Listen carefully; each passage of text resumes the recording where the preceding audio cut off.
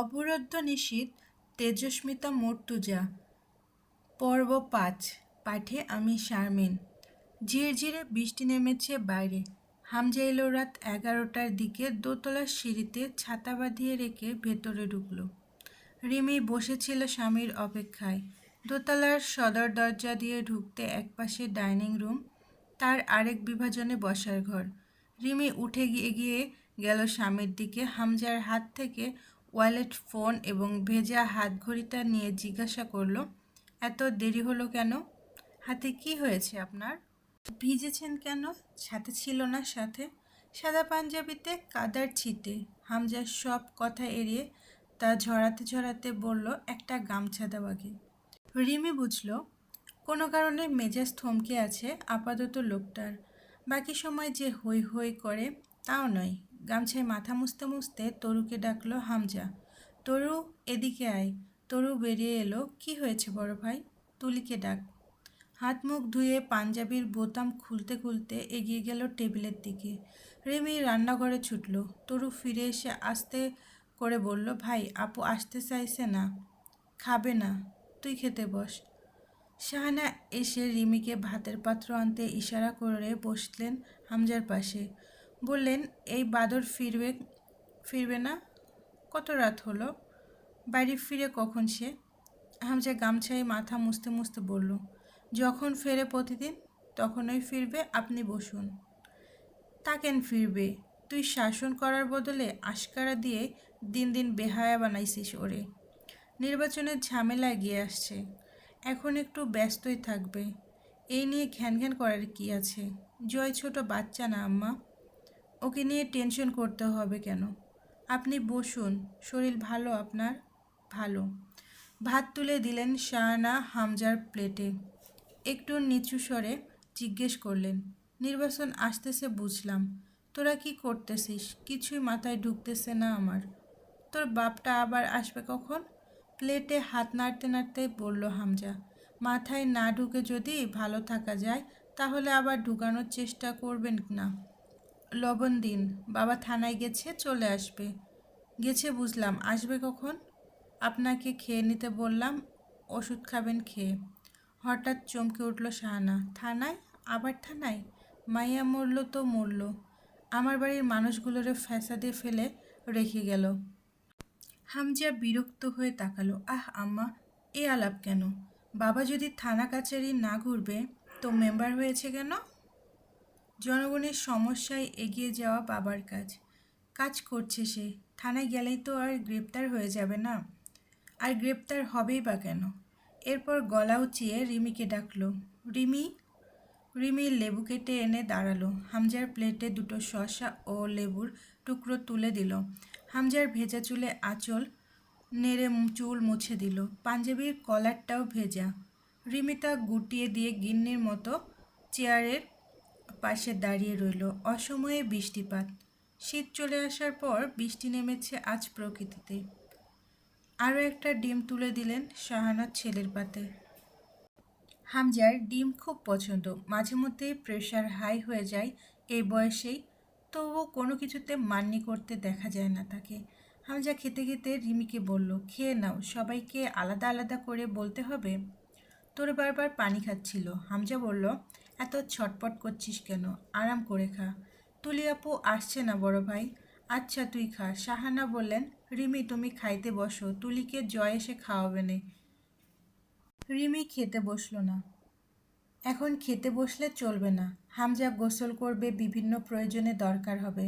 বলল, আপনারা খেয়ে নিন, আপনার ওষুধ খেতে হবে। আমি আর তুলি আপু পরে খেয়ে নেব। জয় ভাইয়া আসুক, সকলে একসাথে খাবো। খাওয়া শেষ করে গোসলে ঢুকলো হামজা। রিমি লুঙ্গি নিয়ে দাঁড়িয়েছিল বাথরুমের আধা খোলা দরজার বাইরে। হামজা লুঙ্গি পরে এসে বসলো বিছানায়। চুল থেকে পানি পড়ছে এখনও। প্রতিদিন রাত দুপুরে গোসল করার প্রয়োজনীয়তাটা কি? ঠান্ডা লাগে না এই লোকটার নাকি? বোঝে না রিমি। তামাটে গায়ের রঙে পুরো চামড়ায় হিষ্টদেহী পুরুষটিকে দেখল চেয়ে ক্ষণকাল রিমি। কোনোদিন ভালোভাবে মাথা মুছে আসে না, পরে রিমি মুছিয়ে দিতে হয়। শুকনো তোয়ালে এনে মাথাটা ভালো করে মুছতে মুছতে বলল রিমি, একটু যত্ন নিলে কি হয় নিজের? এত উদাসীন কেন আপনি? অত যত্ন করার কি, তুমি আছো তো করতে। বিয়ে করায় একটু ফয়দা হোক। কড়া চোখে তাকালো রিমি। হামজা কপালের ওপর টোকা মারল একটা। রিমি বলল, হাত কেটেছে কি করে এখনো কিন্তু বলেননি। আবারও বলছি, নিজের খেয়াল রাখবেন। হাতটা টেনে ধরে কোলে বসালো রিমিকে হামজা। শাড়ির লুটিয়ে পড়ে থাকা আঁচল কাঁধে তুলে দিয়ে পেটসহ কোমর জড়িয়ে ধরল। কপট চিবিয়ে বলল, আমি যদি আমার যত্ন নেব তাহলে তোমাকে তুলে এনেছি কেন? রিমি মাথাটা নুইয়ে নিল। গভীর হলো হামজার মুখ। এক হাত রিমির কোমর থেকে সরিয়ে ফোন তুলে কাউকে কল করলো। রিমি উঠে দাঁড়ালো হামজার হাত ছাড়িয়ে। ভেজা মাথায় আরও দুই একবার হাত বুলিয়ে স্যাভলন আর তুলা এনে বসলো হামজার পাশে। হামজা ফোনটা বিছানায় ছুঁড়ে দিল বিরক্ত হয়ে। রিমি হাতের ক্ষতটা পরিষ্কার করতে করতে বলল, দেবর মশাই কল ধরছে না তাই তো? আশাই বা রাখেন কেন? তার ফোন এখন কোথাও পড়ে আছে, সে হয়তো ফোন থেকে দূরে কোনো বিছানায় পড়ে আছে কারোর সাথে।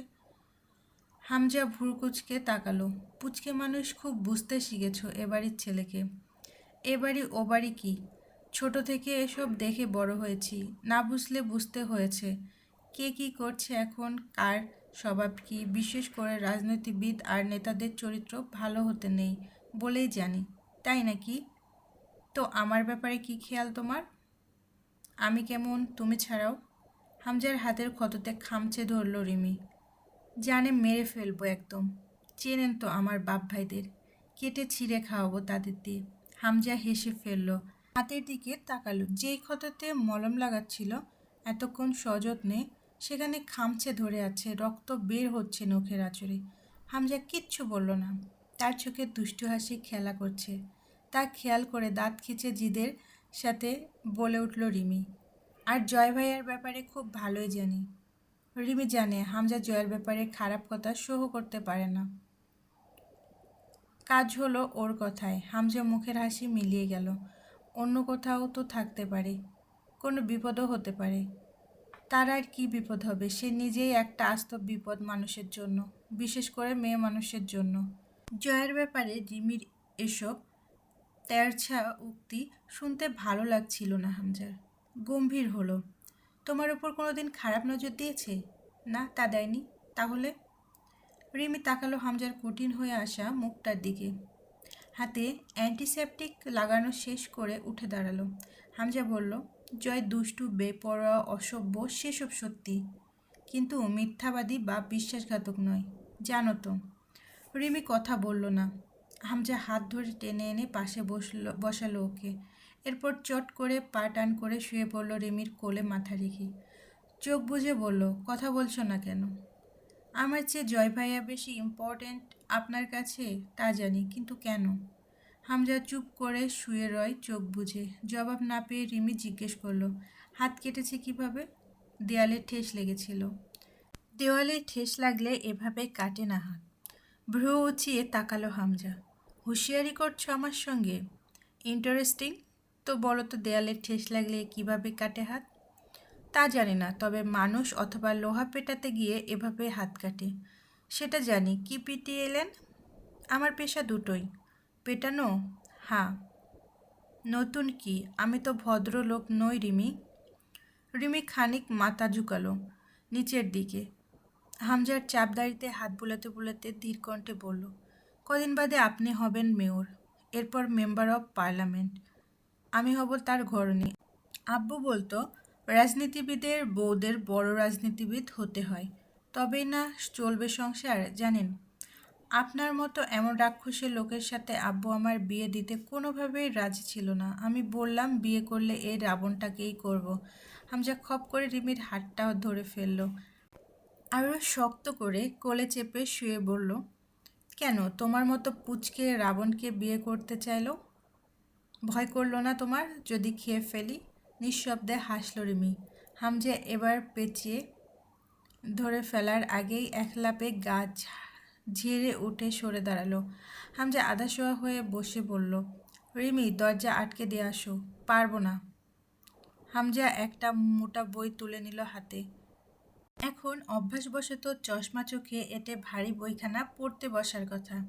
তা না করে ধমক দিল, আমি উঠে গিয়ে ধরলে কাল সকালে তোমার খবর আমাদের সময় পত্রিকায় বের হবে। আমাকে টলারেট করতে পারবে না কিন্তু। অবাধ্যতা পছন্দ না আমার। নাক কুচকালো রিমি। ছি, কি মুখের ভাষা! আমি আপনার পার্টির মেম্বার না, বউ আপনার। আপনার পছন্দ অপছন্দ আমার কাছে চলবে না।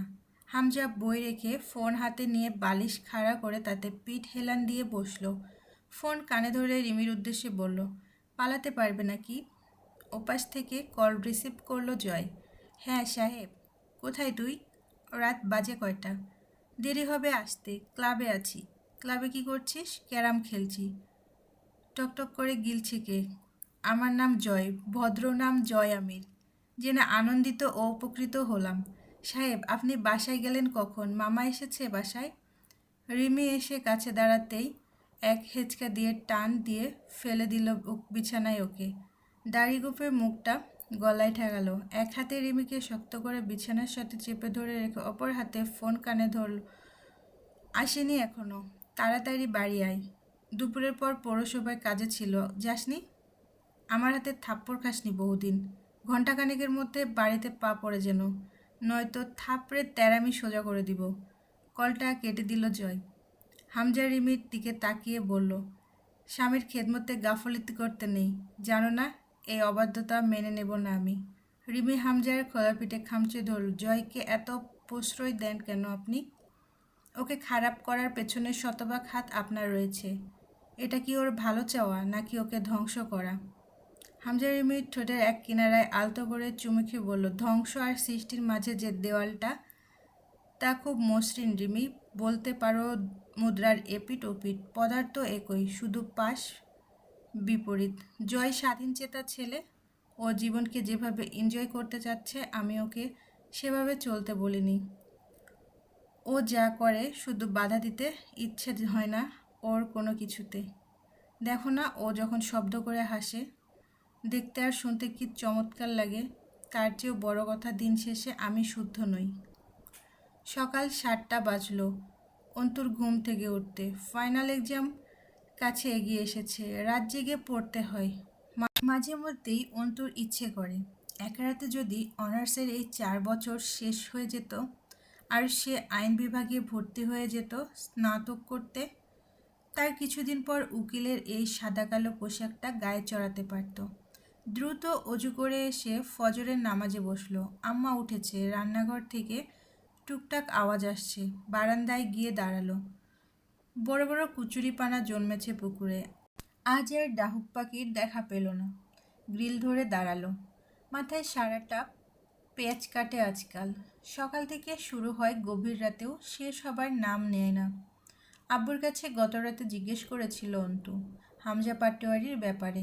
হামজা ভার্সিটির ছাত্রলীগ সংগঠনের নেতাকর্মী। তার অনেক উন্নয়নমূলক কাজের নজির আছে জেলায়। বাপের কাউন্সিলর হওয়ার পেছনে তার বিশেষত্ব রয়েছে। তার বাপকে কেউ ভোট দিত না কোনো কালেই। তার বদলতে ভোট পেয়ে কাউন্সিলর হয়েছে হুমায়ুন পাটোয়ারি। হামজা চতুর এবং বাহিক নিখুঁত চলনে এক তরুণ রাজনীতিবিদ। সমাজের নিম্ন শ্রেণীর মানুষের কাছে তার নাম ভগবানের মতোই। তারা জপে বেলায় বেলায়। আবার তরুণদের কাছেও বেশ সমাদৃত। তবুও কোথাও যেন ঘাপলা রয়ে গেছে তার মাঝে। ক্ষমতার নেশার পেছনে খুব ক্ষিপ্র প্রগতিতে ছুটছে হামজা। এবার বাবাকে কাউন্সিলর পদ থেকে সরিয়েছে। চাইলে হুমায়ুন পাটোয়ারি আবারও কাউন্সিলর এবং নিজে মেয়র হতে পারত। জেলায় 2 সমাজসেবক নেতাকর্মী পাটোয়ারি পরিবার থাকত।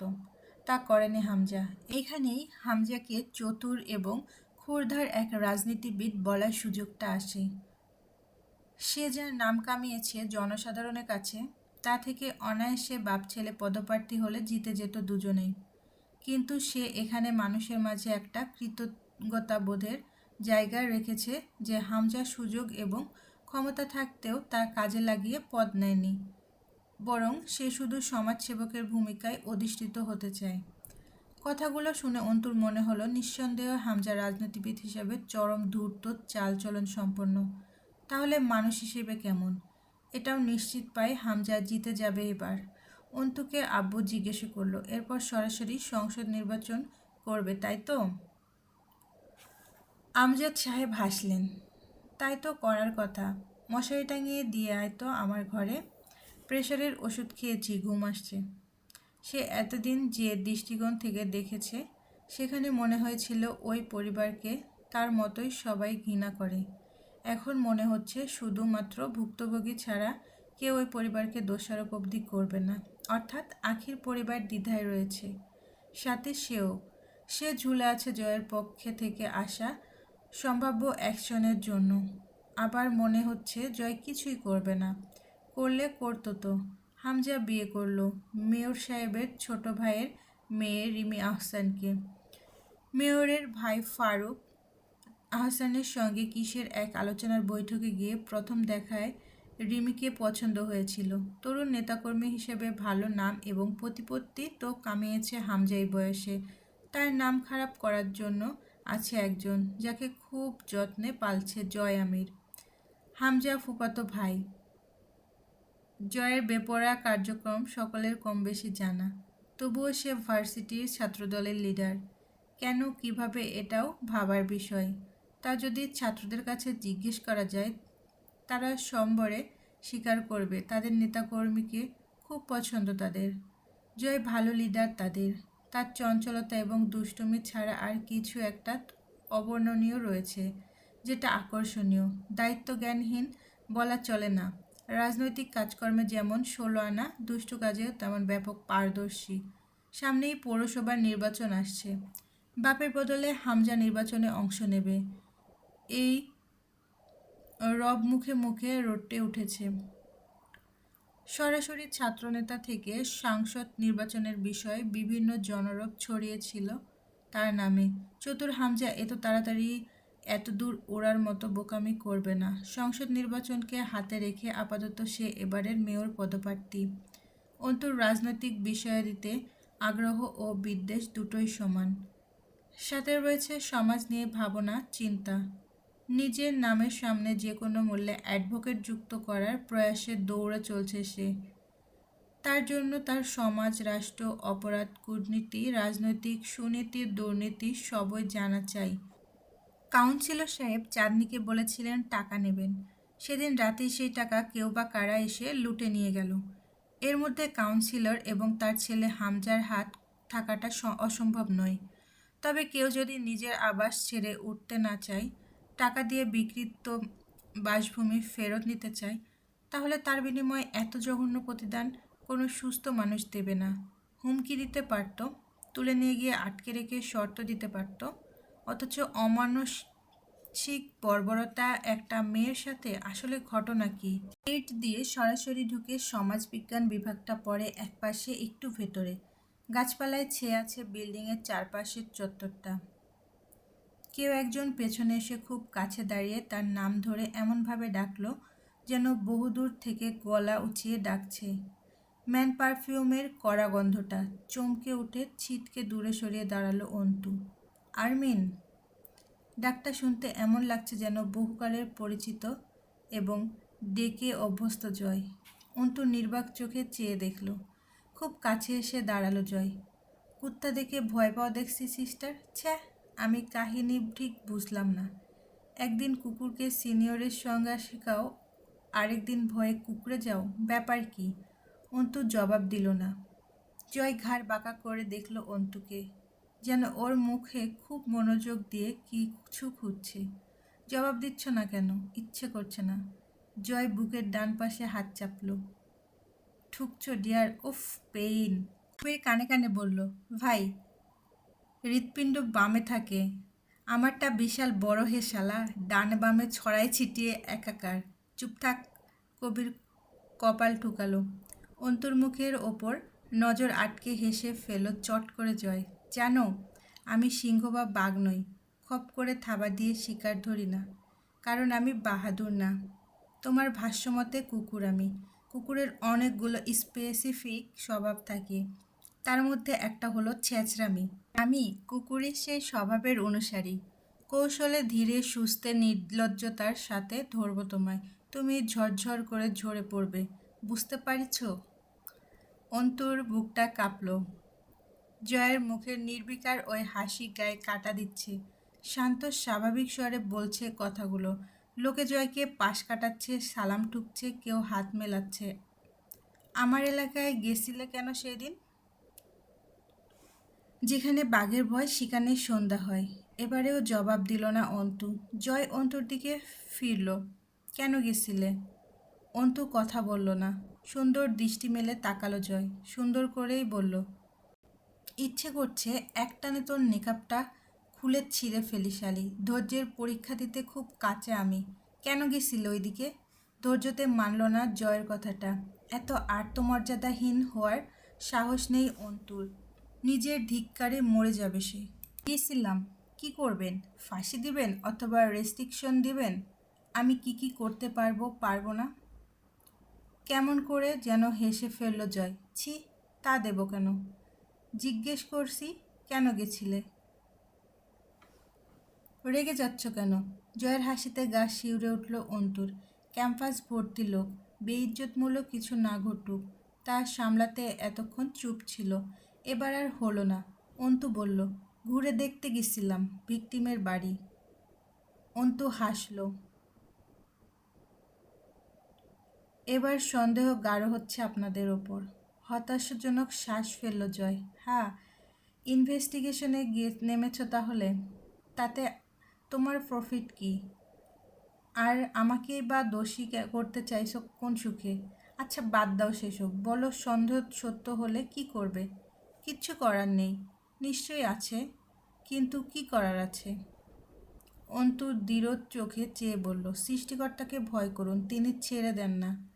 জয় মাথার ওপর হাত তুলে আলস্য ভঙ্গিতে বলল, ধরেও তো না, আছে তো সৃষ্টিকর্তা না? অন্তুর মুখটা কুঁচকে এলো ঘৃণায়। তিনি ধরলে আর পালানোর পথ পাবেন না। জয় হাসল। আচ্ছা আচ্ছা, সেরকম সৃষ্টিকর্তা টাইপের কিছু থাকলে তাকে বলো দ্রুত আমায় ধরতে। পুলিশই ধরুক অন্তত। বেশি দিন পুলিশের সাথে রেষারেষি না থাকলে নিজেকে খুব দুর্বল লাগে। তুমি প্লিজ কিছু একটা করো যাতে আমাকে পুলিশ ধরে। আর তুমি নিজের চেয়ে বেশি আমার চিন্তা করছো। প্রেমে পড়েছ আমার? অন্তু কিছুক্ষণ চুপচাপ চেয়ে রইল জয়ের চেহারার দিকে।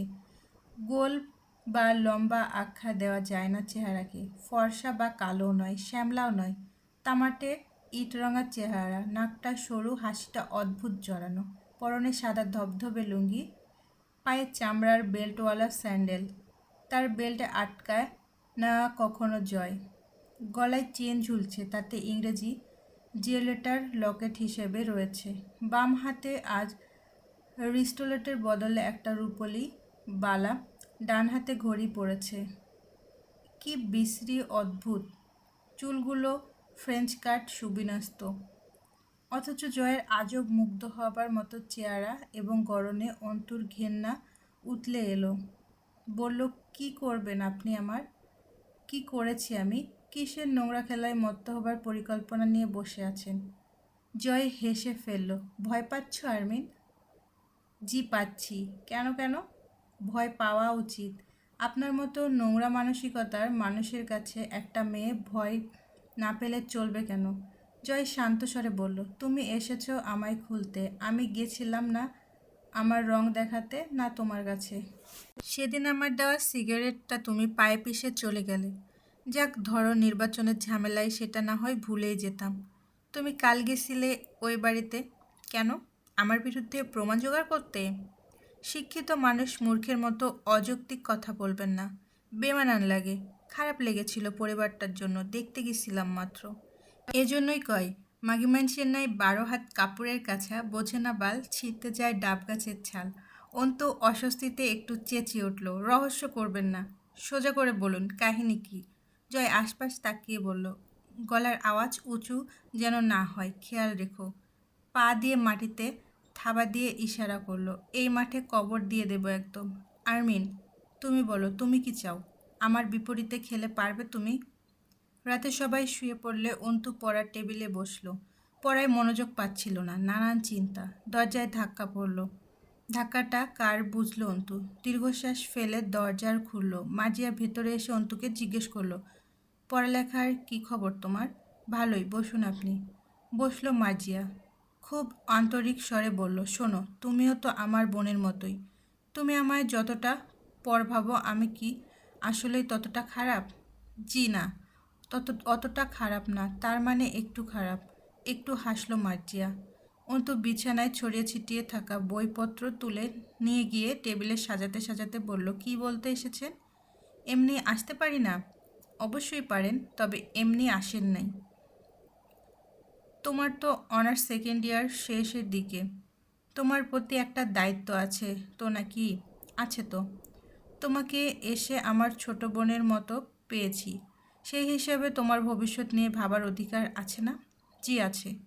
তুমি নিজে এখন তো একটু ভাবতে পারো। জি ভাবছি। ভাবছি আমি বিয়ে শাদির কথা। মনের মতো পেলে বিয়ে করে নেব। আপনি এত টেনশন করবেন না ভাবি। মার্জিয়া এক পলকের ব্যবধানে চেতে উঠল। তোমার মনের মতো ছেলে ফ্যাক্টরিতে অর্ডার দিয়ে বানায় আনি। কি বলো? তোমার মনের মতো কোনো ছেলে আছে এই আল্লাহর দুনিয়ায়? অন্তু একটাও কথা বলল না, বই গোছাতে থাকলো। কীরকম চাও তুমি? যে তোমার এইসব কটকটে শক্ত কথা মেনে বিলাইয়ের মতন তোমার পিছ চলবে, এরকম চাও তো তুমি? তোমার মতো মেয়েকে কোনোদিন কেউ বিয়ে করে নিয়ে বাড়ি তুলবে না। ছেলে মানুষ কি গোলাম? কামাই রোজগার করে খাওয়াবে, আবার তোমার আলগা ভাব দেখবে? ভাব দেখে বাঁচছি না আমি তোমার। অন্তু স্বাভাবিক স্বরে বিনয়ের সাথে বলল, মরেও তো আর যাচ্ছেন না, তাই না? আপনি আপনার ঘরে থাকেন, আমি আমার ঘরে। এমন নয় সব সময় আমার ভাব আপনার চোখের সামনে থাকে। সামনে আসলে চেষ্টা করবেন চোখ বুজে অথবা দৃষ্টি ঘুরিয়ে রাখতে। দেখবেন আর আমার ভাব আপনার চোখে পড়ছে না। আর এমন তো মোটেই নয় যে আপনার অথবা আপনার স্বামীর কামাই খাচ্ছি এ বাড়িতে। তাহলে আপনার আসলে ব্যথাটা কোথায়? নাক শিউরে উঠল মার্জিয়ার। সর্বোচ্চ একটা মার্জিয়ার উঠে অন্তুর সুবিন্যস্ত ভঙ্গিমায় শান্ত স্বরে বলা দায়সারা কথাগুলোতে রিরি করে উঠল সে। মরিনি, এই নিয়ে আফসোস তোমার, আবার ব্যথা? জি না, আফসোস নেই। ভুল বুঝছেন আপনি। কথার প্রেক্ষিতে বলেছি, শান্ত হন। অনেক রাত চেঁচালে লোকে খারাপ বলবে। এই ব্যথা কি, হ্যাঁ? তোমার মুখে জুতা মারা উচিত। আজ কয়দিন আমার শরীরটাও ভালো যাচ্ছে না, আবার কিছু করে আসছো কবিরাজের কাছে আমার জন্য নিশ্চয়, যাতে তাড়াতাড়ি মরি। এইটাই তো বুঝাইলা তোমার কথার মাধ্যমে। আপনার আমাকে নিয়ে সমস্যাটা কি? দাঁত খিচিয়ে উঠল মার্জিয়া। তোমাকে নিয়ে সমস্যা যে কোথায় সেটা তো আমি নিজেও বুঝি না। আসলে তোমার ভাব আমার সহ্য হয় না অন্তু। এইটাই আমার সমস্যা। তোমার কথাবার্তা সহ্য হয় না আমার। বাড়ির যে অবস্থা, তার ভেতরে জান দিয়ে পড়ালেখা করা, এটাই সহ্য হয় না। অন্তু ঘাড় নাড়ল, সে বুঝেছে। শোনো, কাল আমার চাচাতো ভাইয়ের বাড়ির লোক আসতেছে তোমায় দেখতে। যদি কোনো উল্টাপাল্টা করো, আমি আর বাপের বাড়ি চলে যাই। তোমার ভাই যে তোমাদের শাস্তি রাখবে না, তা জেনে রাখো। ভাই আমাদের কিছু বলবে না ভাবি, আপনাকে গিয়ে নিয়ে আসবে ও বাড়ি থেকে। দিনকাল ক্রমাগত খারাপের দিকে যাচ্ছে। চারিদিক সংকটময়, সংকীর্ণ হয়ে উঠছে।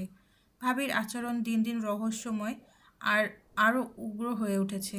আমজাদ সাহেব খুব গম্ভীর আর শীতল মানুষ। শিক্ষিত মানুষটার ব্যক্তিত্ব প্রখর। তাতে দাগ না লাগাতে তিনি সব করবেন। অন্তু কথা বলে, অথচ আমজাদ সাহেবের নীরবতার মাঝে যেন যত তেজ নিহিত। কাল আব্বুর কাছে একজন পাওনাদার এসে বসে থেকে গেছে ঘণ্টাখানেক। আব্বুর লোকটাকে বেশ তোষামেদ করেছে, যেটা আব্বুর আত্মমর্যাদার খেলাপি অনেকটাই।